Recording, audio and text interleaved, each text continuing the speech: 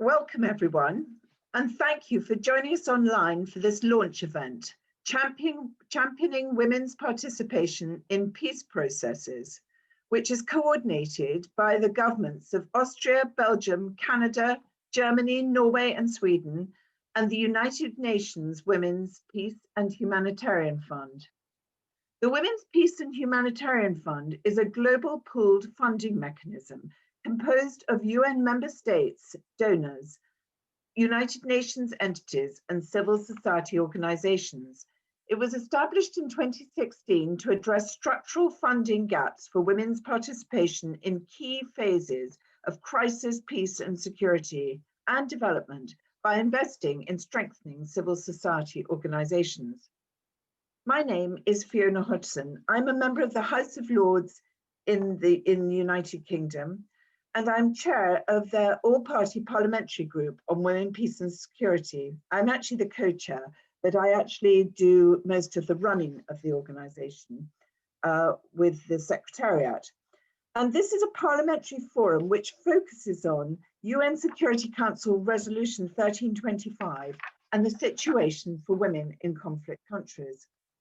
I am so pleased to moderate today's launch of the Women's Peace and Humanitarian Fund's Rapid Response Window on women's participation in peace processes and the implementation of peace agreements, and to introduce you to all our excellent speakers who join us from the United Nations, government donors to the Rapid Response Window, and international and national civil society partners. If you're on social media during the event, please do use the event hashtags SheBuildsPeace and Rapid Response and the Women's Peace and Humanitarian Fund's handle at WPH Fund, brackets, at WPH Fund, close brackets. The event is being live streamed on Facebook, and it's also being recorded and will be available on WPHF channels following the event. So enough from me. I'm now going to hand you over to our first speaker, and we are very honoured to share welcoming remarks from the Deputy Secretary General of the United Nations, Her Excellency, Mrs. Amina J. Mohammed, to launch the new Rapid Response Window of the Women's Peace and Humanitarian Fund.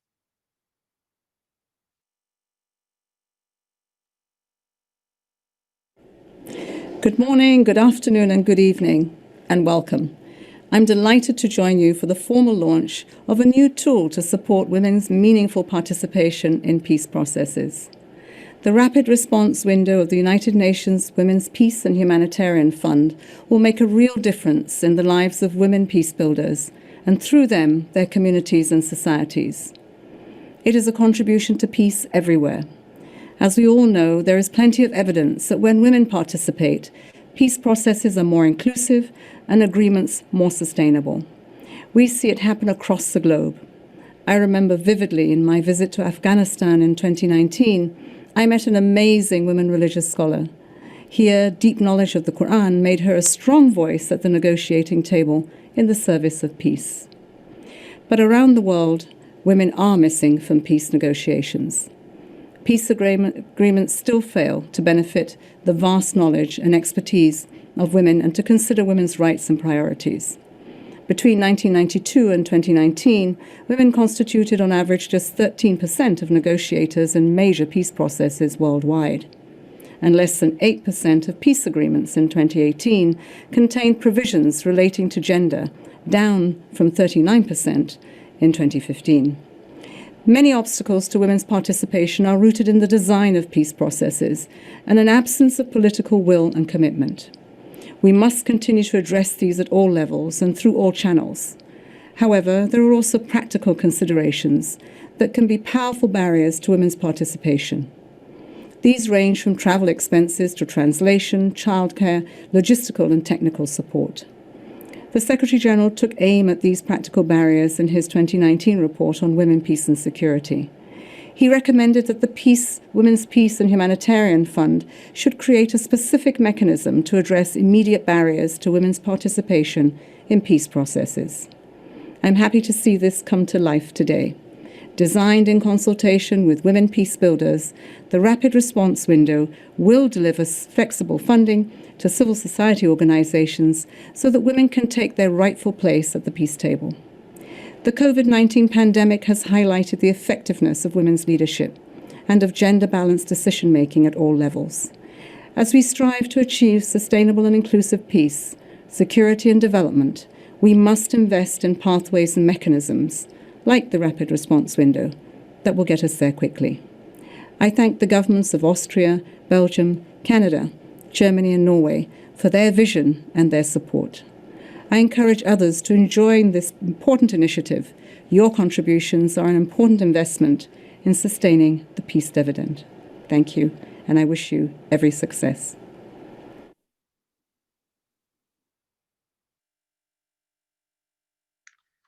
Well, thank you to Her Excellency Amina J. Mohammed. It is an honor to have her participation today, and she has so clearly laid out the importance of today's launch of the Rapid Response Window. So I'm now joined by distinguished representatives from member states who are championing the Rapid Response Window. I invite them to give their remarks to outline the urgency of supporting women's meaningful participation in peace processes and the implementation of peace agreements. Now, the first to speak is Her Excellency, Mrs. Ina Eriksson Soreide, Minister of Foreign Affairs of Norway.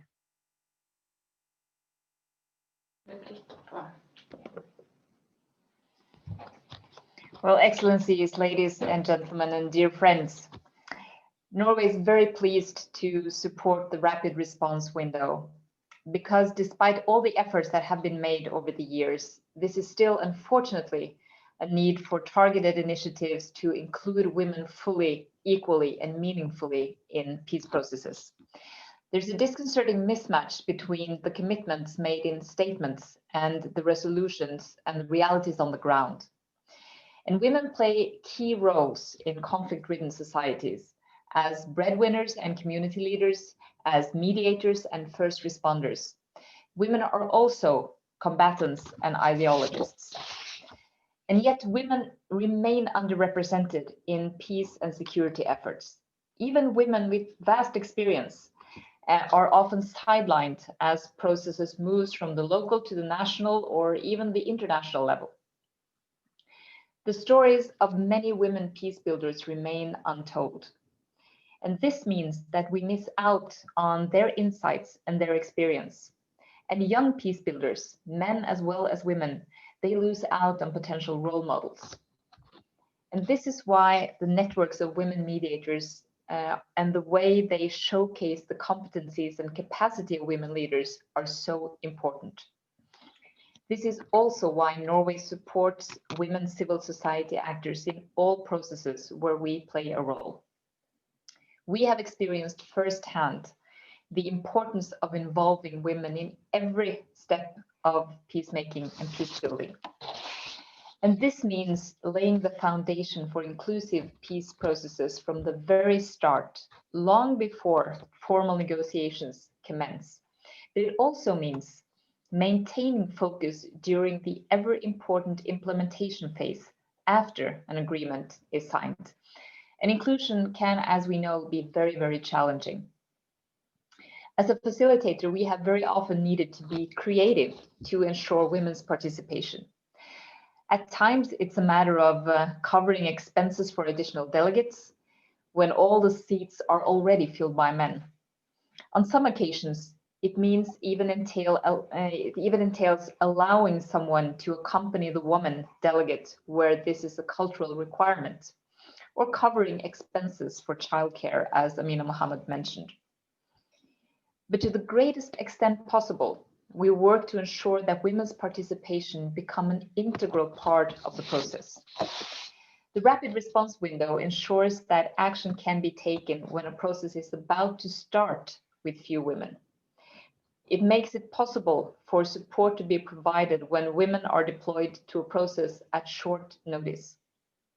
Over time, we believe it also will facilitate better processes that will lessen the need for such ad hoc interventions. And I reiterate Norway's support for these initiatives, and I urge others to join. Women's rights and women's full, equal, and meaningful participation are cross-cutting priorities in Norway's peace and security work. And it will be top priority throughout our tenure in the UN Security Council to ensure that peace will be built is sustainable and for all. Women are not observers of conflict and should not be mere observers of conflict resolution.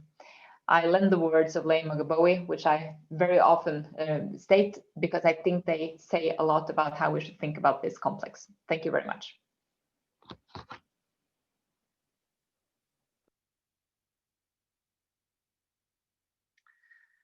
Thank you so much. And our next speaker is Her Excellency Mrs. Sophie Wilmers, the Deputy Prime Minister and Minister of Foreign Affairs for Belgium.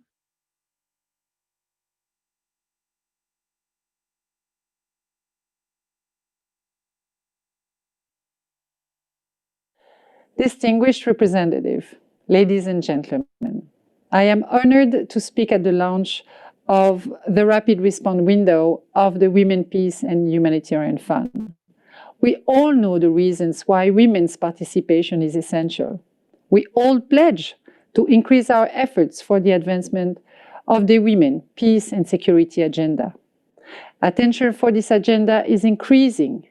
We see a steady rise in the number of national and regional action plans, commitments, debates, resolutions, and reports. Yet, more than 20 years after the adoption of the UN Security Council Resolution 1325, progress on women's participation in peace processes is slow, uneven, and insufficient. Something had to be done. During its mandate as an elected member of the Security Council, Belgium worked to strengthen the normative women, peace and security framework. Belgium also actively promoted participation of women in Security Council meetings. We remember Mrs. Wafa Al-Saidi intervention, who urged countries to end support to military operation in Yemen. There was Mrs. Nujin Mustafa describing the challenges for women with disabilities in armed conflicts, and many other women. Peace agreements are shaping the future of a country. Women should be at the table. Women should be listened to. The inclusion and meaningful participation is crucial to build durable peace and sustainable societies, and they should be supported. I am therefore encouraged by the new tool launched today, and I congratulate the UN for its conception. The fund is flexible and answers to a very clear need. It is embedded in local context and offers concrete opportunities to women and women's organizations. It is one of those tools where you wonder how it could not have been developed earlier. For all those reasons, Belgium is proud to be a donor of the Women, Peace and Humanitarian Fund and its Rapid Response Window. We hope this contribution is going to have a leverage effect on other contributions and increased action. We owe it to Wafa Al-Saidi, to Nujin Mustafa, and the many other women leaders, peace builders, and human rights defenders worldwide whose voices should be heard. Thank you very much.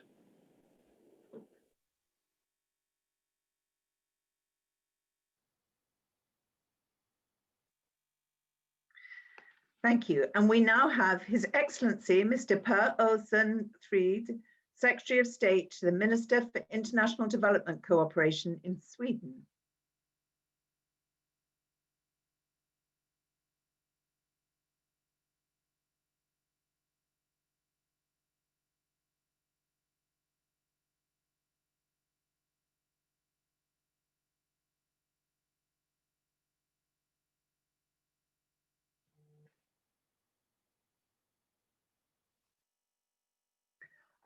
Could Mr. Per Olsen Frid share his video, please?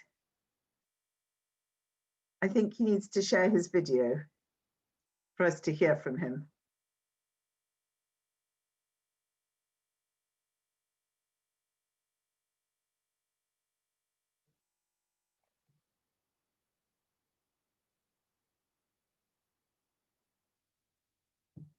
Is he able to share his video? I think we will hope to have him in one moment.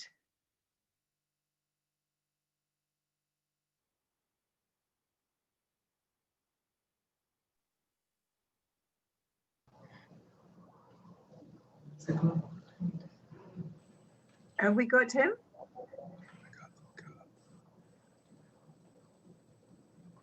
Yes, I think I'm here. Can you hear me? Good. Yes, we can hear you. We're looking Can you forward see me? I think we'll see you in a moment. Excellent. Are you able to share your screen? I think I have. Okay, brilliant. Why don't you start talking to us and hopefully the picture will appear. Sure. Well, I'm sorry for this, very technical delay, even if you won't see my video, I'm really, I'm really honored to participate today, and thank you for the opportunity to address women's participations in peace processes. Oh, there I am. Yes. Good to see you all. No, but this is indeed an excellent way of starting this year of 2021 in the decade of action and delivery. And I think I wanted just to say a few words. I mean, in spite of the progress that's been made with the Women, Peace and Security agenda, as we've jointly commemorated last year, women, as we know, are still being left out of key peace processes, and therefore, of course, have limited possibilities of shaping their own future and the future of their communities.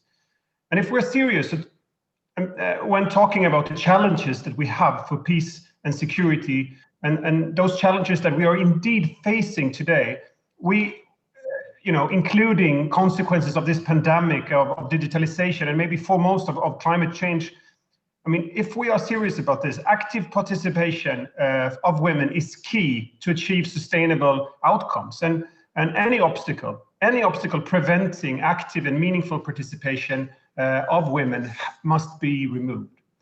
Sweden, therefore, of course, welcomes this rapid response window of the Women, Peace and Humanitarian Fund as a concrete way of addressing this shortcoming. I'm happy to announce that the Swedish International Development Agency is preparing a grant to support this specific window. And it will complement our substantial support to the women's organizations and the UN in the field of women, peace and security. And let me stress some key aspects where Sweden would like to see more progress. One, women need to be part of delegations to peace talks, as well as part of the implementation of agreements at all levels. Peace building is the first step of state building. We have to remember this. Peace negotiations should therefore be informed by a gender perspective. Consultations with women's organizations should be conducted regularly, and there needs to be a link between these local initiatives and the formal peace processes. We also see that reporting from conflict situations should include a gender analysis more than they do today, and sex desegregated data that needs to also be in place to ensure that we can make well-informed decisions on how to engage. And lastly, security assessments need to address the security of women, including sexual violence. Now, I have been personally very engaged in the transition process in Sudan, and have seen firsthand very positive examples of the effect of women's involvement there. And Sweden has, for example, contributed with gender experts in the government offices to promote a gender-sensitive response or a gender-responsive transition process so far. And consistency yields results. And this was our experience with the Women, Peace and Security agenda when we were an elected member of the Security Council between 2017 and 2018. And we must continuously monitor that our achievements translate into concrete actions on the ground, which in turn makes a difference in people's everyday and daily life.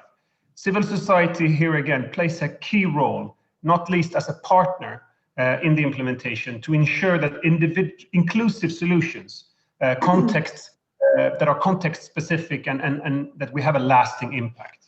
Now, wrapping up, we appreciate that the funding window is both designed to support individuals as well as women's organizations.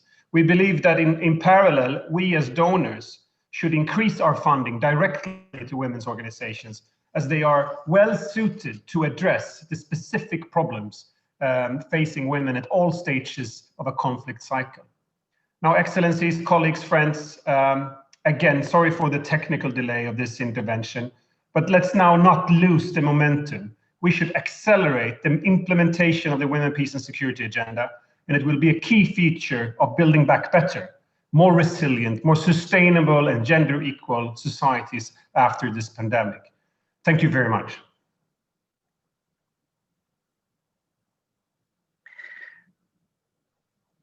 Thank you so much, and I'm sorry about the technical hitches. Next to speak is His Excellency, Mr. Robert Oliphant, Parliamentary Secretary of Foreign Affairs for Canada.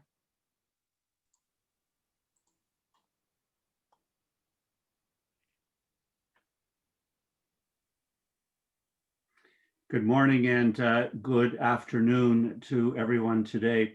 I want to wish you all the very best for a new year, a good new year, even in the midst of a difficult pandemic situation which grips our world. I bring you greetings from our new Foreign Minister, as of this week, the Honourable Mark Garneau, as well as our International Development Minister, Karina Gould, who very much holds this activity in her heart and in her head. First, I want to recognize all the women peace builders, civil society leaders who are with us today for the work you do and the work you will be doing.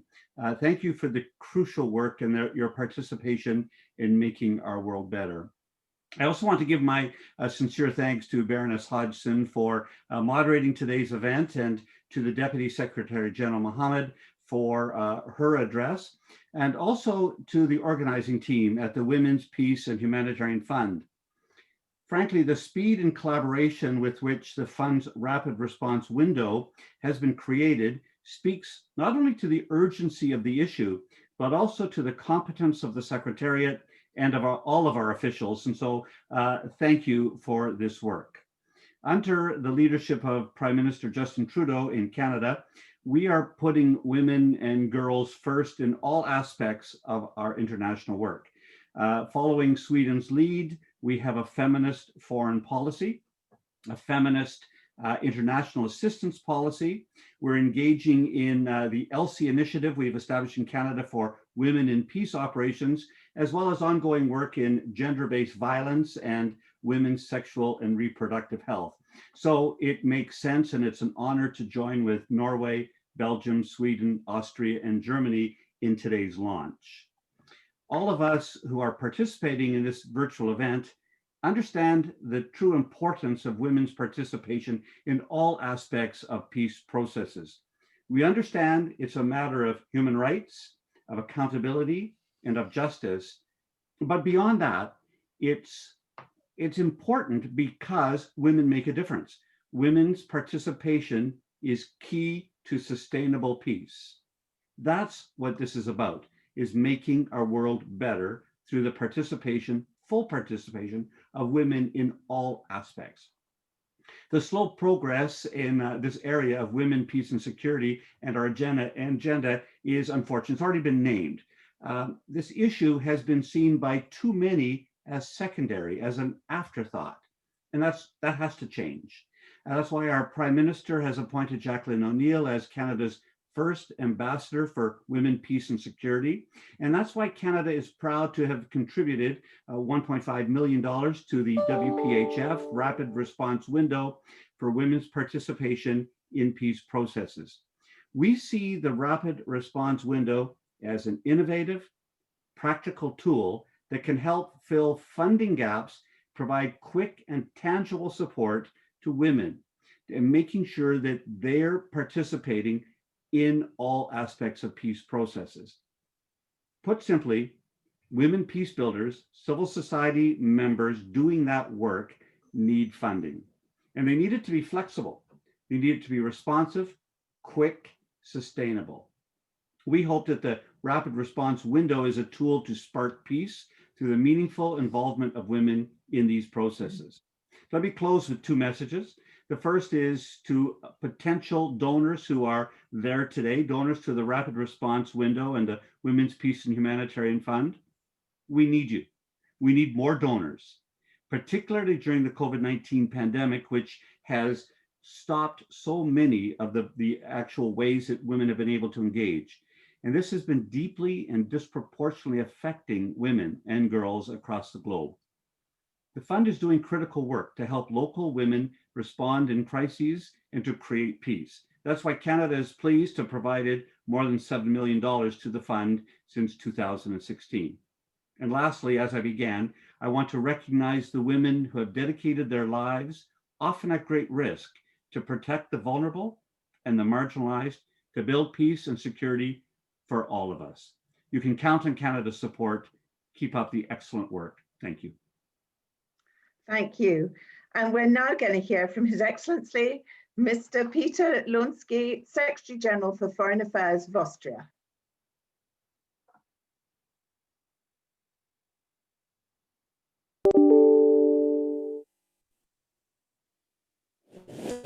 Madam Deputy Secretary General Mohammed, Excellencies, dear colleagues, ladies and gentlemen. Let me begin by thanking our trusted partners at the Women's Peace and Humanitarian Fund for their dedicated and ambitious work.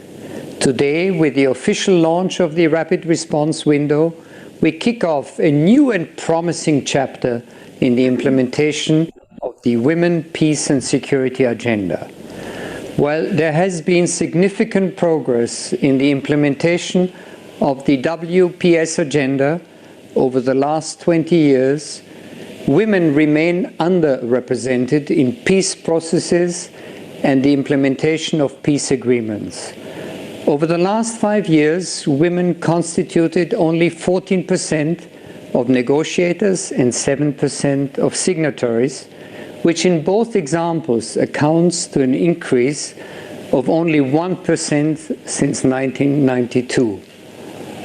With the increasingly protracted and complex nature of conflicts, women's meaningful participation as delegates or as decision makers is becoming even more difficult. Excellencies, Austria has been a strong and early supporter of the objectives laid out in the WPS agenda. We are convinced that sustainable peace and security can only be achieved by ensuring women's and men's equal participation in the prevention, management, and resolution of conflicts. We believe that civil society, especially local women's rights and women-led organizations, play a crucial part in this effort. However, more needs to be done to overcome the immediate, mostly only technical or logistical barriers to women's participation and leadership in peace processes or the implementation of peace agreements. Therefore, Austria is delighted to confirm our commitment to the fund's work. The Rapid Response Window has been established to support targeted and specific initiatives that help to overcome such immediate barriers to women's participation. It will have short and long-term implications. Short-term, as it provides urgently needed rapid and flexible funding. Long-term, as there is ample evidence that women's participation leads to a greater likelihood of a sustainable peace agreement that includes perspectives on gender equality. It will be interesting to hear from civil society organizations that are supported by the Rapid Response Window how this mechanism has helped their work on the ground. Excellencies, it is time to act. We call upon the international community and in particular upon other member states to show their support to this mechanism, both in funding and in political terms. We need to ensure that the call is widely disseminated so that the biggest possible number of civil society organizations can apply. I can assure you that Austria will continue to do its utmost to support our trusted partners at the Women's Peace and Security Fund. Let us all work together to further promote the WPS agenda. Thank you very much. Well, thank you to Austria, Belgium, Canada, Germany, Norway and Sweden for your excellent contributions and support to the Women's Peace and Humanitarian Fund and to the Rapid Response Window in particular. WPHF is delighted to have you on board as donors and champions of women's participation in peace processes. So now we are going to share a brilliant video from one of the Rapid Response Window's civil society's partners from Afghanistan, Roya Film House. They, together with their partner, Mira, M-I-R-A, have been doing remarkable work to document the experiences of the 4 women negotiators representing the Afghan government in the intra-Afghan peace negotiations in Doha. The second round is taking place at the moment. The footage you will see follows one of the negotiators, Fauzia Kufi, as she prepares for the peace negotiations with her colleagues. It was shot and produced by Royal Film House and Mira in 2020.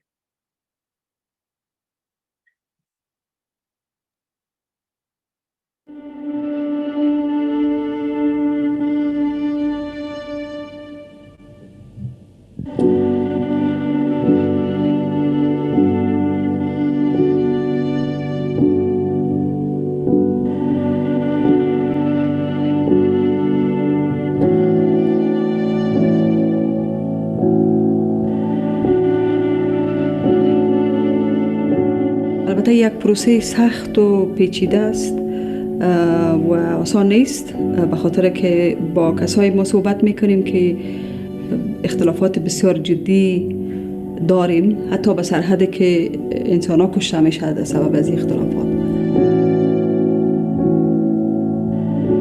3 سال گاه انعطاف و حتی تا حد قربانی ضرورت است که آدم داشته باشه، ولی آنچه که مهم است برای من در این پروسه، هر انعطاف را قابل قبول است، اما 2 انعطاف برای من هیچ قابل قبول نیست. یکی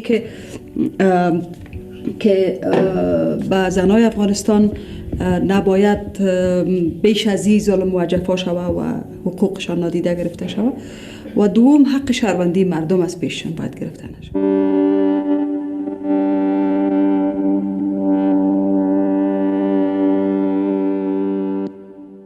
مردم به دیگه هم زنگ میزنن، یا میگن دعای ما همراهتان است، یا میگن که موفق باشین. بالاخره نفس شمولیت مردم و علاقمندیشان این هنوز هم مسئولیت ها را بیشتر میسازه و به شانه‌های ما زیادتر بار سنگین میسازه.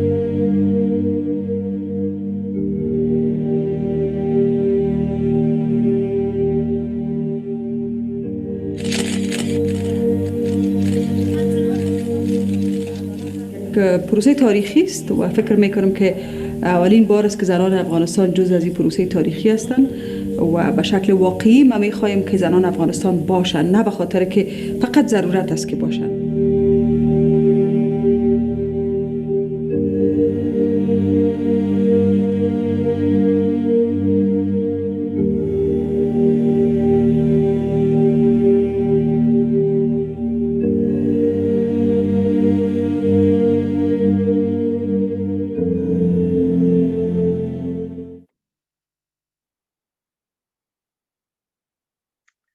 Well, we hoped you enjoyed that insight into the film that Royal Film House and Mira are making.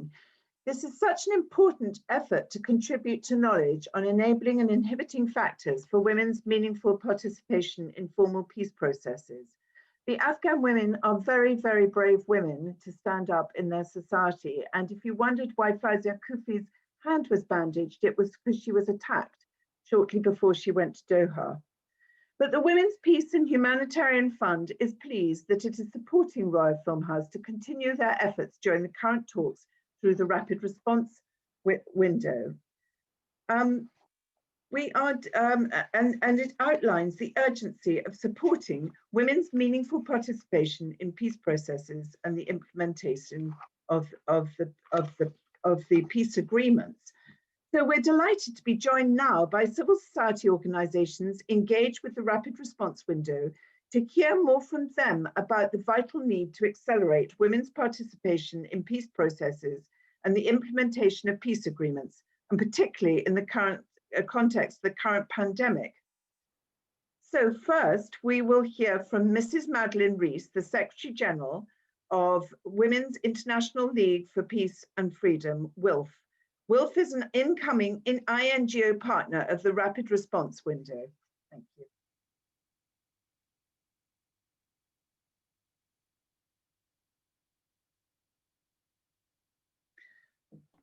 Madeleine, I think you have to unmute yourself. I have done that. Do you hear me? Oh, great. Well, thank you so much for inviting me to be part of this launch. I'm very happy to be here. And also I'd like to thank all the previous representatives of states and of the UN for their interventions and for their commitment to this very, very important initiative. I think that the comments and analysis that we've already heard are very much to point us to why it's important to have women participate in peace processes.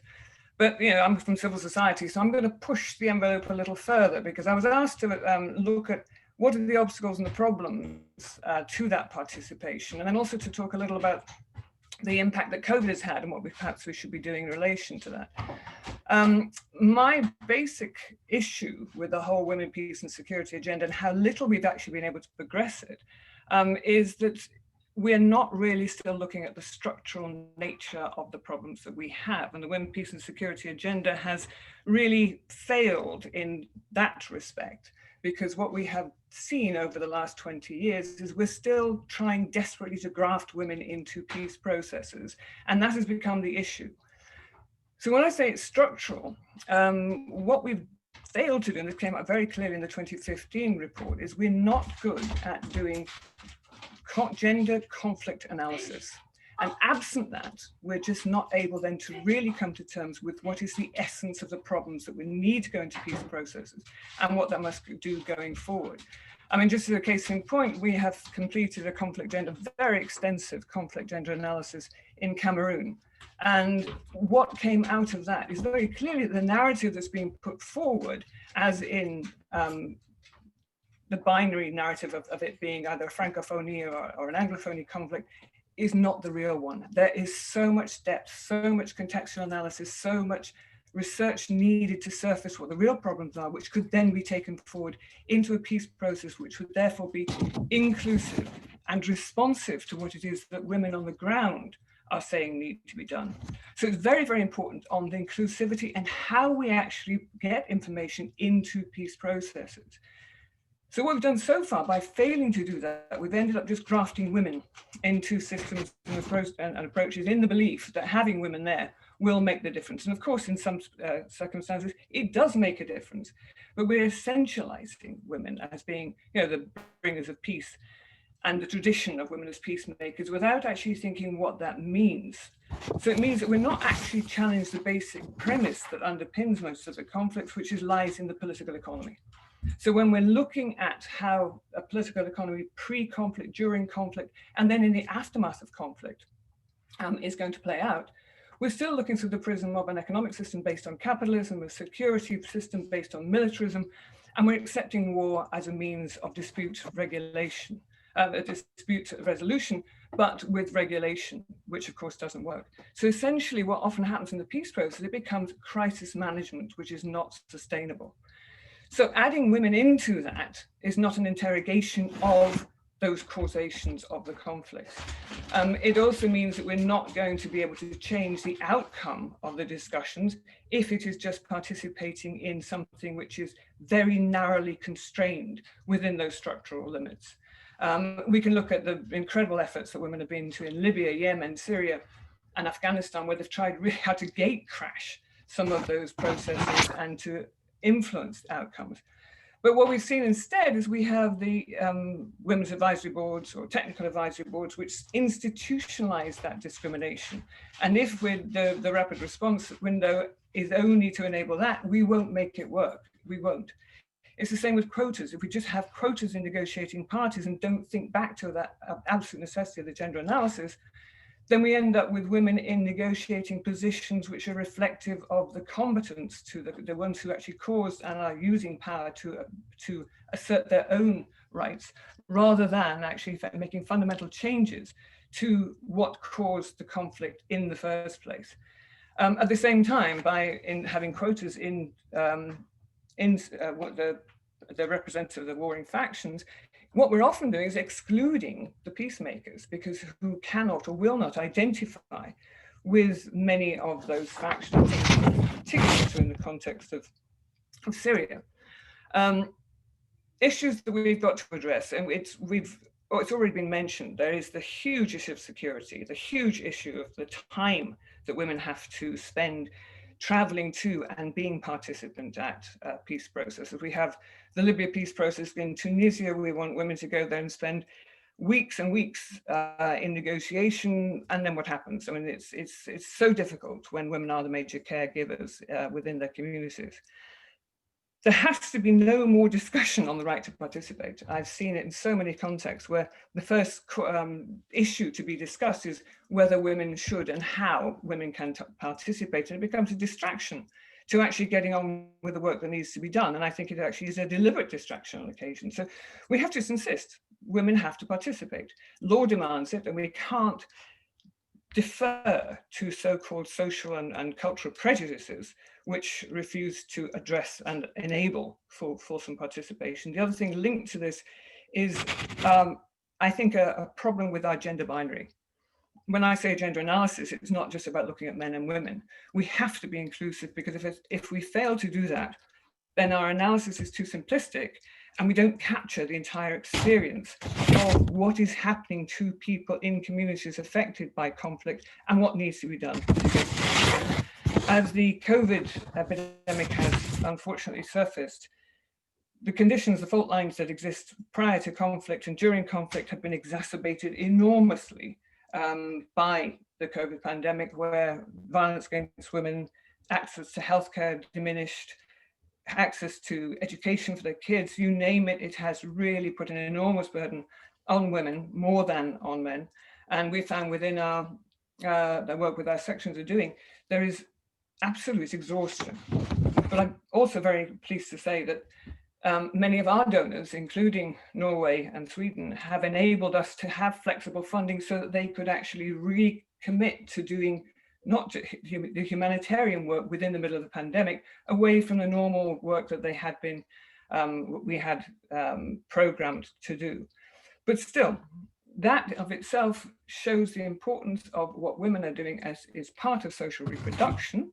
And as part of social reproduction, this is what was already previously said, what you build in the peace process will be what you build in a state going forward. So all of that has to be taken into consideration, which is why we need the participation, which can be provided but through a fund, but the funding has to go deeper so that we can do that very, very important conflict gendered analysis. We do it in communities, we surface it, we push it into the system of negotiation through different mechanisms, including through different forms of mediation. And then it is the right of women and those excluded to be in the decision-making positions at the table when a peace agreement as part of the peace process is arrived at, so we can then have a transition which can be transformative. If we don't do that, we're back in the realm merely of doing conflict, basically just conflict management. And that is something we have to move away from so that we can really build sustainable structures for peace. Thank you very much. Thank you so much, Madeline. I know you have enormous experience in this field. Now, we were hoping to hear from Maria Krami, who's the Executive Director of the Afghan Women's Network, but unfortunately, we've been having connection problems. So we're going to move forward to our next speaker, who is Mrs. Mazaran Bibi Traore, the Director of the Alliance for Research and Integrated Development in Mali.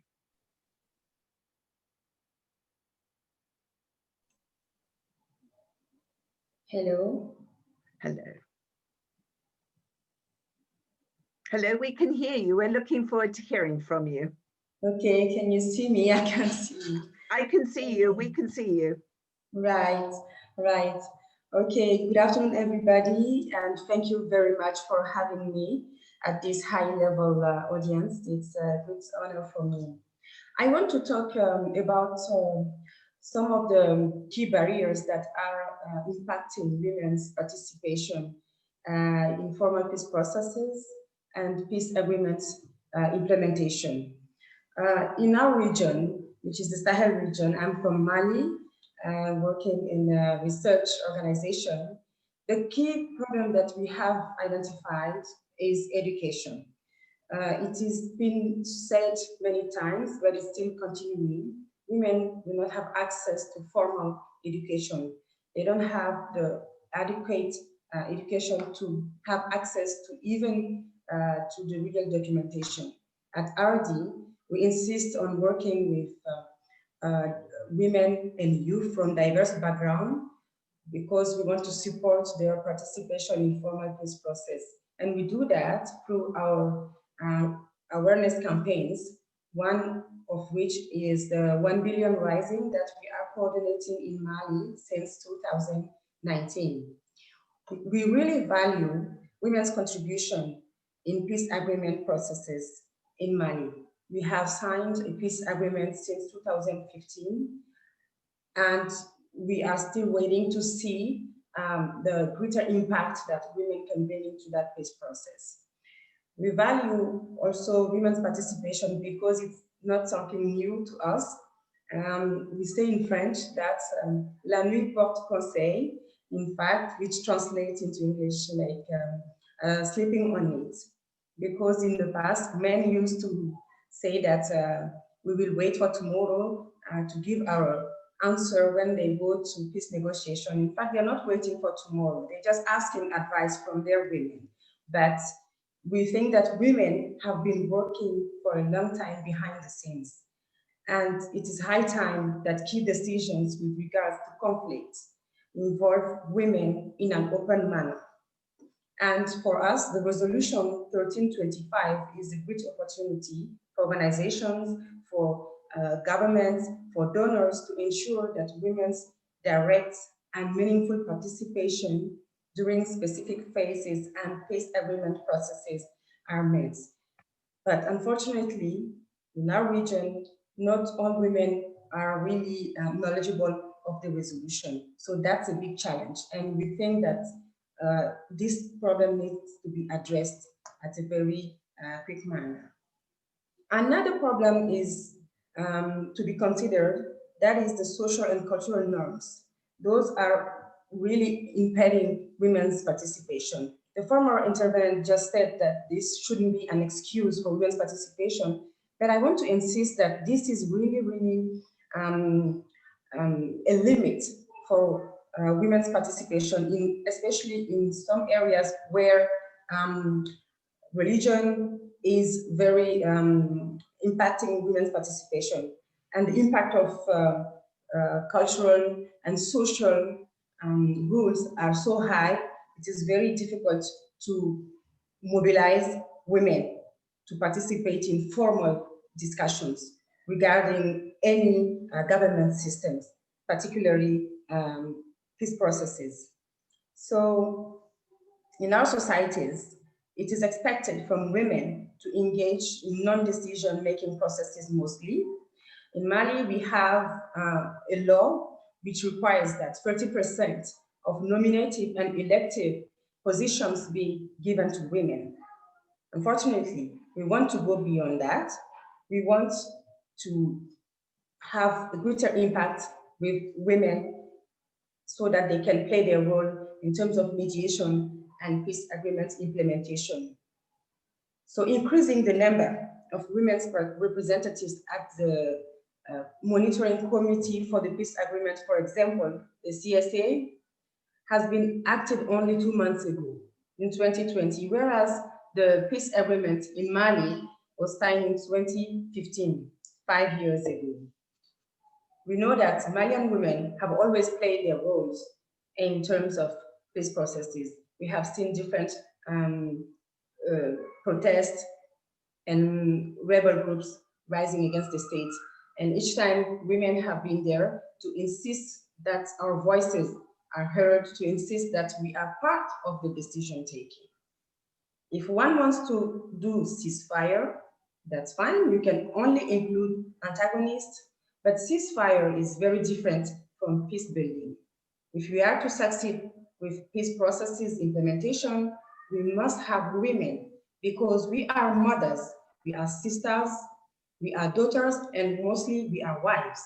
So the decision-making table needs to incorporate our role.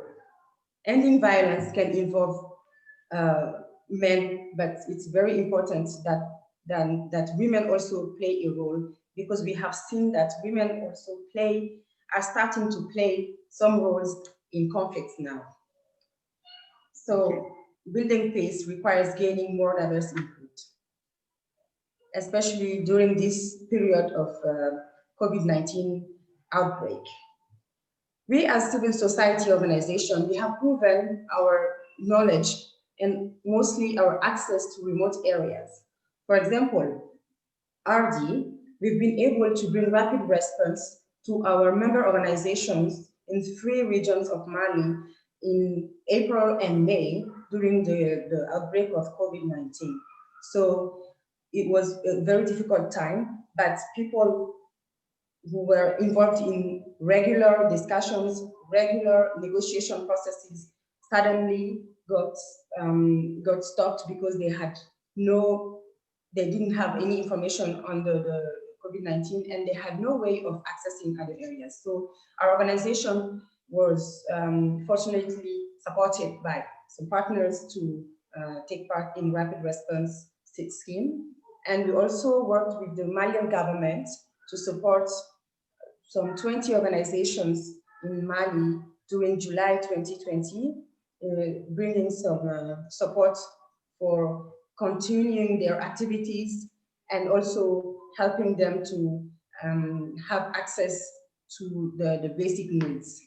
So as the pandemic is unfortunately lasting, the engagement and accessibility of women in the following mechanism of the peace agreement is getting difficult. Funds like the rapid response windows are crucial in supporting HADOP and specific activities for civil society organizations. We must be reinforced to provide adequate support for affected communities, particularly victims of gender-based violence, so as to help limit the negative impact of COVID-19. Most importantly, the gap related to funding for women-led organizations and human rights organizations must be filled very quickly. And I see that the rapid response window can play a crucial role in supporting this process. And I'm very happy about what I'm hearing this afternoon from all the donors. RD is also launching, thanks to the partnership with the rapid response window, a study that will look into the processes on how to increase women's participation in the peace process in Mali. So we are really, really looking forward to the recommendations of that study that we will use to make our advocacy to have a better role for women in the peace process in Mali. Reinforcing women's leadership also in peace and security agenda is the key to achieving sustainable peace process in Africa. So we need to invest in training, for example, and funding specific peace building programs is crucial to stability of our region. Without women, there's no peace. This is what we think. Thank you. Thank you so much. I'm so sorry to interrupt you. But we're packing an awful lot into our meeting, but we're so grateful to you for joining us. And thank you and Madeleine so much for sharing your insights and expertise with us. Your work gives us all much hope and reinforces our resolve as the international community to support you. So we're now going to hear from a range of stakeholders of the Rapid Response Window who've been so instrumental in its establishment and who are engaged in its implementation. We're excited to add their voices to this event and to highlight the opportunity that the Rapid Response Window brings.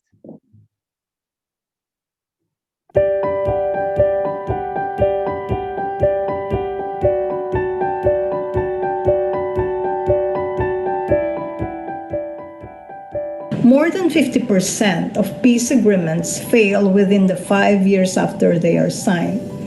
Many peace agreements are easily violated, sometimes even before the ink that was used to sign them has dried.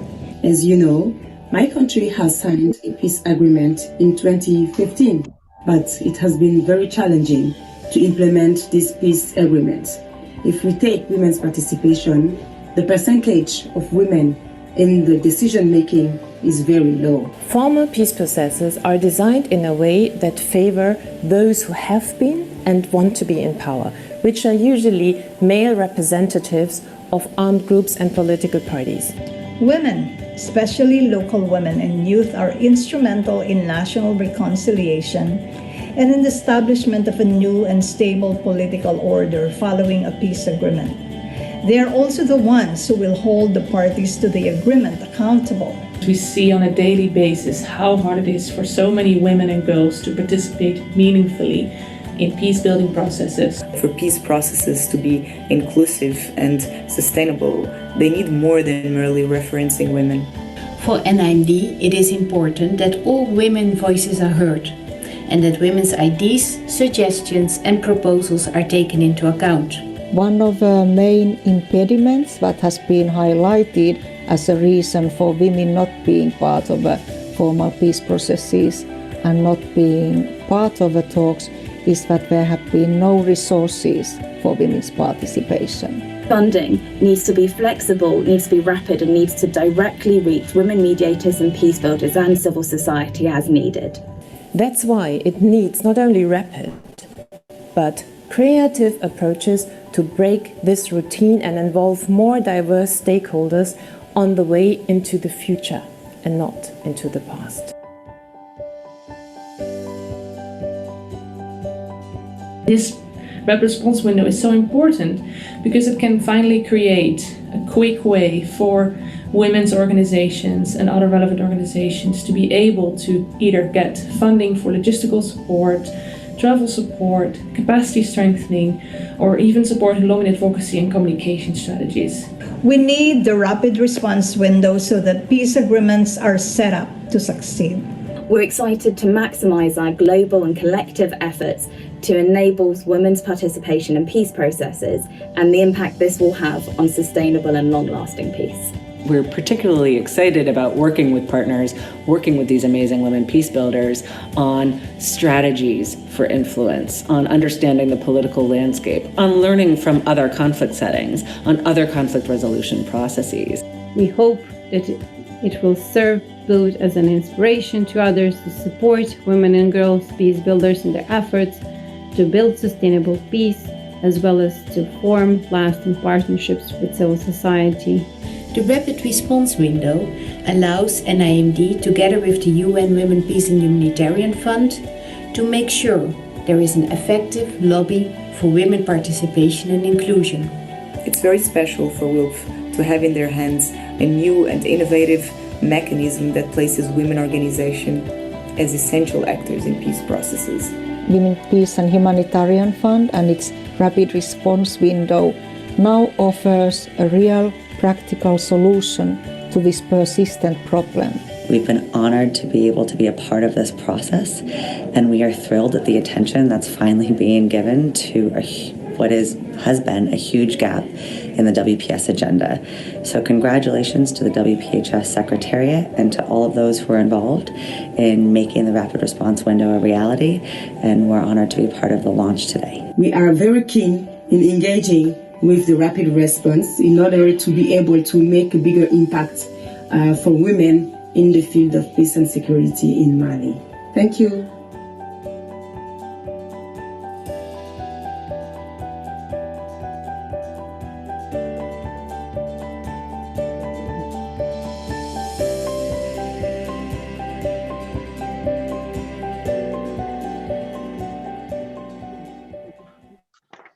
Thank you to all those who contributed a video message to share their perspectives.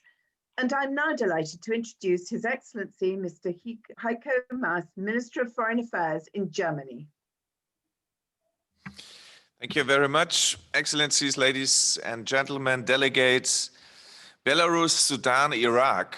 In all these countries, women have recently led social and political movements for peace and democracy. Their courage reminds us once again that lasting peace needs equality and the full participation of women.